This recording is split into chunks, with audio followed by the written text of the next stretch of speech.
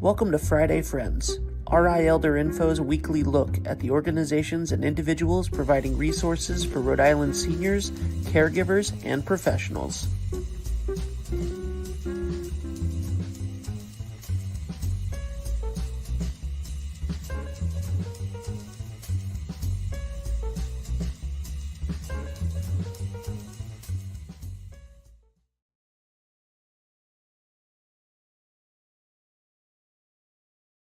Good morning, everybody. Happy Friday. It is the Friday before the holiday, and we are having a great conversation today with a friend of mine that I've known for many years on topics that I think are situations that many folks, many families are dealing with at the holiday season, as well as the rest of the year.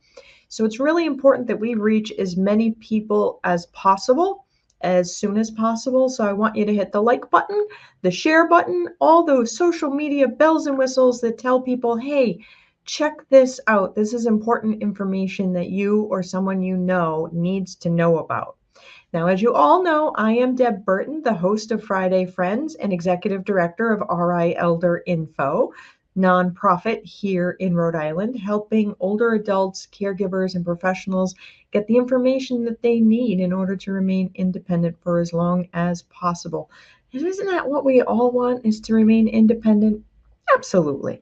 Now, as a nonprofit, we could not do this without the support of our sponsors. So huge thank you to Point 32 Health Foundation, to United Health, to Neighborhood Health, Oak Street Health, England Studio, 321 Media, and all of our individual donors and sponsors. We really could not bring this show to you without their support. So big shout out. Thank you very much. So this week I'm speaking to my friend John Tassoni. Welcome, John. President and CEO of the Substance Use and Mental Health Leadership Council right over in Warwick. How are you today, John? Good, Deb. Thank you so much for having me on today. I appreciate you taking the time to come on. It's the holiday season, and I was just reading some data that the National Institute on Alcohol Abuse and Alcoholism shows 17% of adults over 60 struggle with substance abuse. What does the Substance Use and Mental Health Leadership Council do, and how can we support our older adults and their families? Well, we are a trade organization. We represent 42 agencies in the state. 28 of them are providers that do substance use and mental health for adults, adolescents, and people who are struggling. It's really bad out there. It's unfortunate with these fentanyl that's coming into the state and the country, along with xylazine and other stuff that people want to put into their bodies. It's a crazy time right now. It's hard for me to get someone a bed. The beds are like sold out. It's hard for me to get people into treatment as outpatient treatment because the workforce is so low. And we have no adolescent care in Rhode Island. A lot of the kids who are struggling with addiction issues, whether it be alcohol or substances, have to be put outside the state because we don't have anything anymore. Wow, I didn't even realize, with being so focused on older adults, that there is no treatment for our younger people. That's heartbreaking and awful. Yeah, we used to have an organization that had inpatient at Wallam Lake, but because of the rates, they were losing too much money, and they decided to close. And then another company came in and bought the organization, but declined to do adolescent work. So Rhode Island spends over $10 million a year shipping these kids out of state from Massachusetts, Connecticut, Vermont, New Hampshire, and Maine. And a lot of the kids are from inner cities that are struggling, and there's no travel stuff with the families. There's no family intervention anymore. So they go to have treatment, they come back, and they come to the same environment, and it doesn't work. It's not working. The recovery high school that I did when I was in the Senate in 2012 has just closed. So the high school is done. We're trying to get it re-upped again and started again. But this is like a perfect storm, Deb, whether it be adolescents, whether it be younger than adolescents, whether it's older adults. And do you find that it is actually worse than it was before COVID? Or do you think COVID made it worse? Or are we just more aware of our mental health? As far as the mental health goes, I think COVID exacerbated the problem, isolation, non-communication of individuals. But as far as fentanyl and everything else, I think that has been increased due to COVID, only because people are more depressed. They want to take a step back. Then they're not making the money that they used to make. They've lost jobs. The families have split up. Again, I use this phrase, it's a perfect storm. Yeah. I was speaking with someone recently, and they said the second highest population for non-accidental opioid overdose, is our older adults. Do you have any insight on why that might be? I have a little bit of insight on why it's, and I'll use this analogy. I'm 65 years old. I go in and I have shoulder surgery. I go home. I'm trying to recoup, but I only have 12 pain pills because the doctors are not prescribing like they used to prescribe. The pain is so dramatic. I call my doctor. The doctor says, "Hey, John, this is all I can give you under the DEA rules. Yeah, I can't give you any more pain meds." So what do? Especially in these older complexes, they start to go to the street. Oh, And they're getting stuff that's looks like Oxycontin, but it's full of fentanyl. And what we're seeing, though, and the state still hasn't wrapped their hands around this, is that at 5 o'clock normally, a lot of the older folks like to have their dinners, have a glass of wine, they take the medication, they overdose. Now, you're under doctor's care because of your shoulder surgery. Yep. So they don't do an autopsy. So you're not even on the figure of having an accidental overdose. They may say, well, he probably died of a heart attack. But they don't know that you took a pill from somebody, one of your neighbors who's selling it, that's full of fentanyl, and you die. That's what we're seeing. That's what we're seeing, a lot of it now. And I just had someone on my TV show the other day talking about why this is happening. The pendulum has swung so far to the left for doctors. In the Midwest, doctors are being put in jail for prescribing opioids. Oh my. It's not the opioids that are killing people now. It's the stuff that's being put into the opioids from out of the country, or people making their own pill machines and doing their own thing. That's what's killing people right now. So the thought of limiting what the doctor can order to avoid addiction is actually something that has driven people to get street drugs loaded with fentanyl. Correct. How do we solve that? Well, I think the pendulum has to come back to the middle. I think DEA has got to say, all right, listen, there's bad politicians, there's bad doctors, there's bad maintenance men, there's bad everything. You can't do everything just because of the profession. That pendulum needs to come back to the middle. Doctors need to prescribe pain medication for pain patients, i.e. cancer patients, anyone that has a debilitating disease, anyone that has surgery. No one should live with pain. No one. But, we had all that influx of opioids come in, and it's not the opioids that are killing the people or making people addicted. It's the other stuff that they're putting in it. Wow.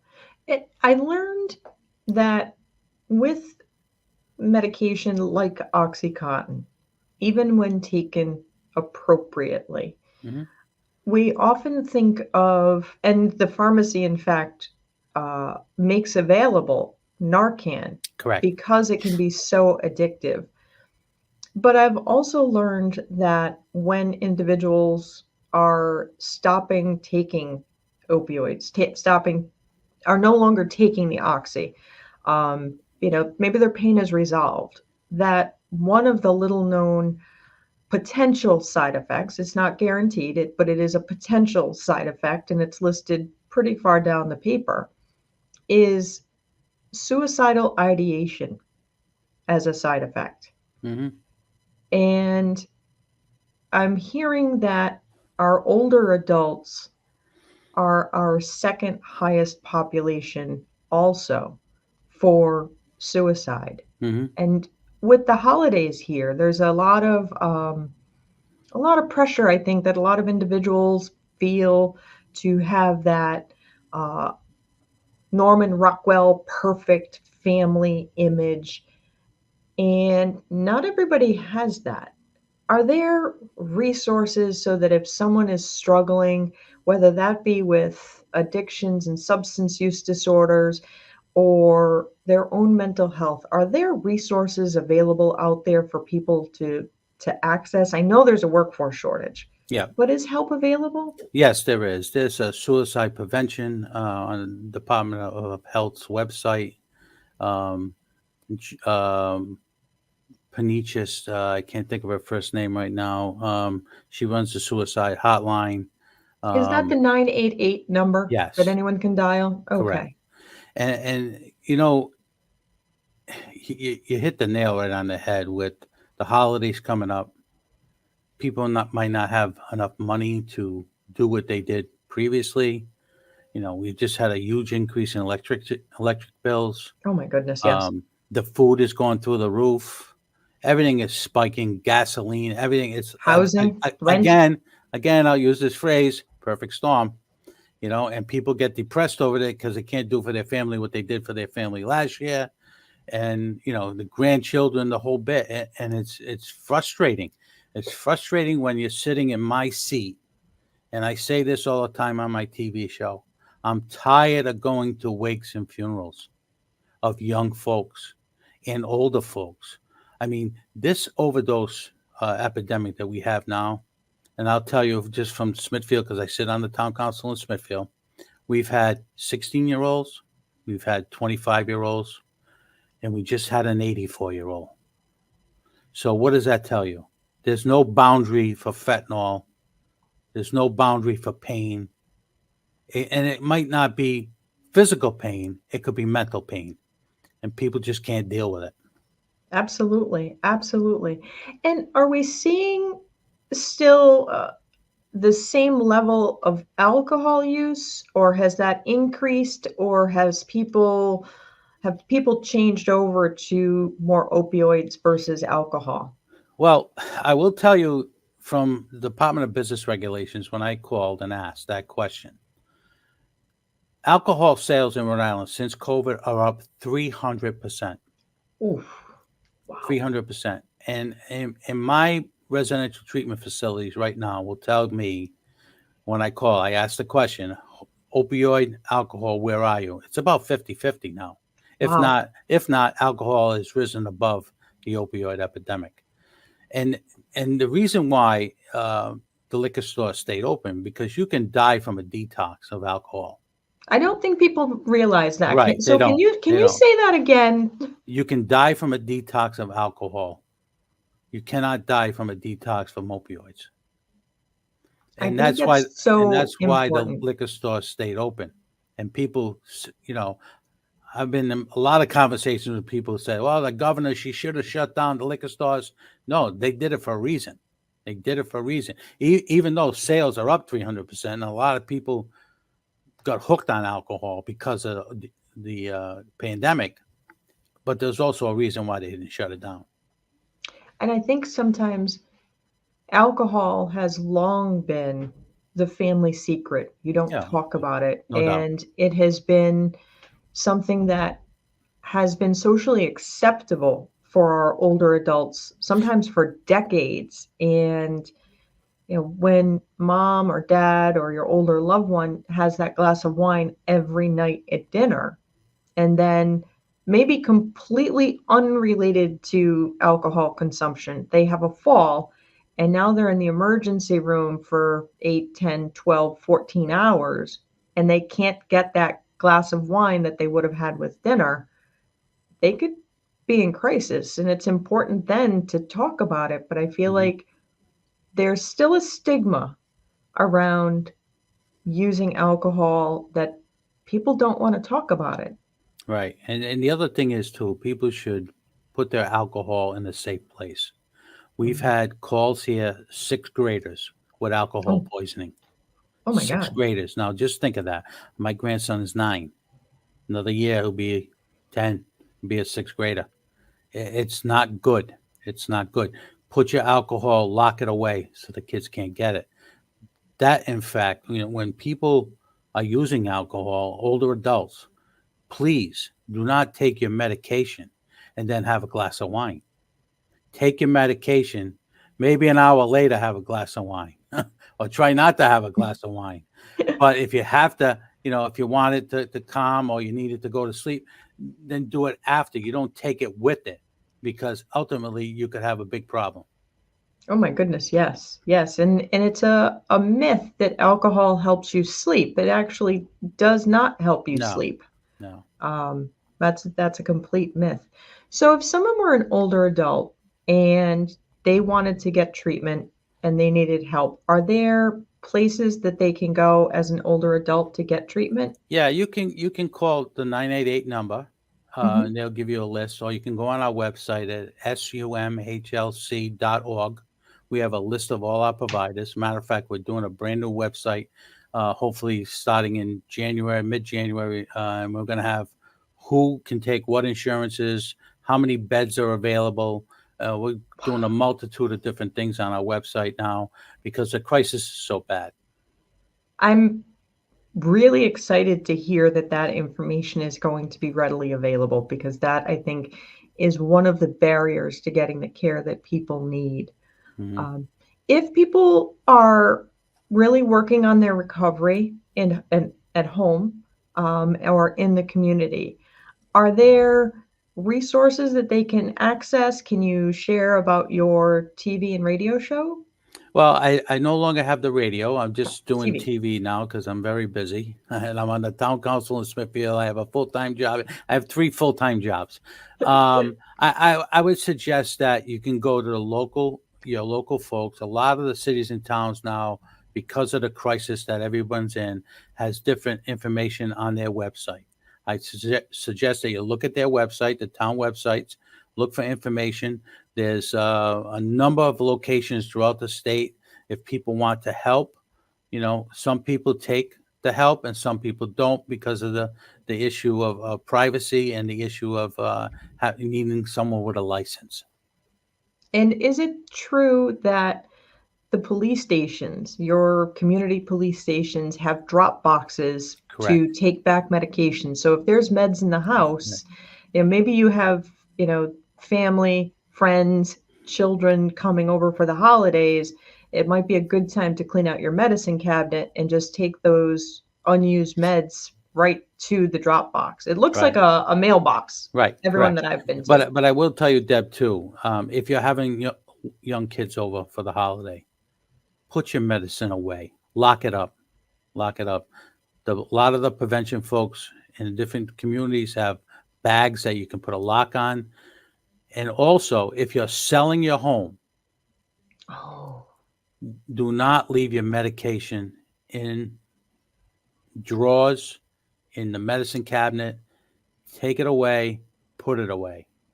We're seeing a lot of wow. folks who are addicted go to these open houses and going in people's medicine cabinets and taking what's ever there. Wow. Yeah. Wow. A lot of creativity comes when someone has a substance use disorder. Hmm. Things And that that, we might not ordinarily think of. yeah, and that's one of the big problems too about families breaking up It's the individual who is hooked on it, who's stealing, and who's selling. And then when they get better, the parents or whatever don't want to let them back in the house because of their prior issues. And I will tell you something else, Deb, which is a unbelievable statistic. We have over 12,000 children in Rhode Island right now living with their grandparents. Yes. Because we have parents who've passed away, we have parents who have been incarcerated, and we have parents that just packed up and left. Yep. And those and 12,000 grand families, those younger individuals are more likely to have mental health and substance use issues themselves, which is completely understandable, because if you're a little one and you've gone through whatever trauma has caused you to need to live with your grandparents, you need some help. You need that kind of support. So yeah, that there's a lot of children out there with those needs. And here's another terrible statistic. It's going to be 8 to 12 months before you can get that young child an appointment with a psychiatrist or help for mental health and substance use issues. 8 to 12 months. That's unconscionable. I mean, I was hearing a story the other day from someone at Hasbro, 8 hours in Hasbro with a 6-year-old. How do you control a 6-year-old for 8 hours at Hasbro with all the other stuff that's going on within the hospital setting? It's tough. It's tough. The healthcare system is in tremendous quagmire right now. I'll use that word. I mean, I know I can't say what I want to say, but it's a mess. It's really a mess. Yeah. You know, there are places like BH Link that can help for our older adults, because I have heard of older adults presenting at the emergency departments with mental health and substance use disorder crisis, and being in the emergency rooms 48, 72 hours before they're even considered for admission. So I know that BH Link over in East Providence is another option. Folks in crisis for suicide or substance use disorders can dial 988 from any phone anywhere. I believe you can also text 988. But there's ChildLink at Hasbro. Yep. I mean, actually, BH Link is they're trying to go 24 hours to take some pressure off of the emergency rooms. I just got that email this morning.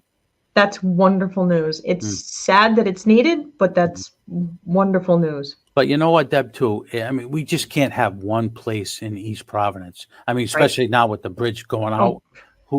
We need to have different locations. We need to have 4 of those BH Links in the community. If we're going to take pressure off the hospitals and the emergency rooms, I mean, even in the walk-in clinics, I've been told are packed. We need to have 4. We not need to have 1. We need to have 4. Right. There are also Providence safe stations at the fire station. If you're having a substance use disorder crisis, they can help get you connected. Newport Mental Health has a mobile treatment team that comes up the East Bay, so they can help people in crisis. They can go to them. Thrive Behavioral Health also has a mobile treatment team. So I don't want people to feel like help isn't available. It might take a little bit of doing and a little bit of patience, but there is help and hope available out there. John, how can people support what work you're doing at the Substance Use and Mental Health Leadership Council? Because you compile a tremendous amount of resources on your website, updating your website to include the treatment resources and the insurance that they have. You have a list of resources for recovery housing and resources for people who are overcoming a multitude of different addictions. How can people support the work that is being done?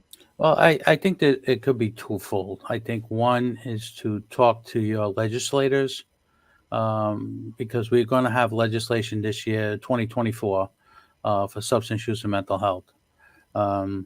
And I think, I mean, I don't like to ask for donations. I mean, you can certainly donate. We're a 501c3 nonprofit. again, my TV show has been getting enormous amount of people watching it. I had AG Nerone around talking about the settlement last week, and we had 7,800 people watching on Sunday morning. So, I mean, the more people talk about it, the more people are in tune to what's happening. And if you see something, say something. I say that tongue in cheek, but there's a lot of stuff that's going on now. A lot of stuff. And if you think it's worth a phone call your local authorities. Well, if you're in an elderly complex and you see the same car coming the same time every week and the same people getting out of the car, I'm pretty sure something's going on. And even if it's something that it's your friend or your family member, and you notice that they're not talking about the future, or they're giving their things away, I think sometimes we're afraid to ask, are you thinking of taking your own life? Because we're afraid that the answer may be yes. But not asking the question doesn't stop them from having those thoughts. Not asking is communicating that they can't talk about it. I just remembered, I'm getting old too, Deb, so I just remembered it's the Samaritans. Denise Penichis that runs the Samaritans. Their number, you can give them a call, someone to talk to on the other line. If you're feeling depressed or you feel like, there's no light at the end of the tunnel, give them a call. Give them a call. Doesn't hurt to talk. Does not hurt to talk. And Absolutely. it's free. Yes. It's free. John, with all the work you're doing, I asked you for 15 minutes and I have roped you into almost 30. So I'm super glad that you were able to take this extra time, because I think the things that we talk about today are so important for so many individuals across the age spectrum, older adults to the little kids, to the grandkids, to everyone in between, because these are issues that is touching everyone's life. Everybody. Just a quick, when I started in this field, it was 1 in 5 families. Now we're down to 1 in 1. That is very scary. Absolutely. Very scary. Both mental health and substance use. Absolutely. Well, thank you so much for taking the time to come on today, John. I really appreciate it. Anytime, and I'll be sending you an email to come on my TV show too. Absolutely. I look forward to it. Thank you. Great. I hope your holidays are peaceful. Everybody. Yep. Yours too. Talk soon. Yes. Thank you so much. So John and I have been friends for quite some time, and I cannot express enough to everyone watching that you are thought about, you are cared about, and I know that we're going into the holiday weekend, and there is that Norman Rockwell idea of what families and the holiday should be, and I know that that picture does not fit for everyone's family. So if you're out there and you're struggling, please dial 988, go to BH Link, go to a Providence Safe Station, get help, because we care about you. We want to see you again next week. We want to see you again next year. We want you to know that we care about you. Give me a call if you need to. I'm always available. I want to see you next week. Next week, we are doing our year-end review, and that is always fun. So I look forward to seeing you all again next Friday. And in the meantime, be well and be kind. If you like this video, please follow us on social media and subscribe on YouTube. For more information, visit rielderinfo.com or call 401-585-0509. If you have any questions, email deb@rielderinfo.com.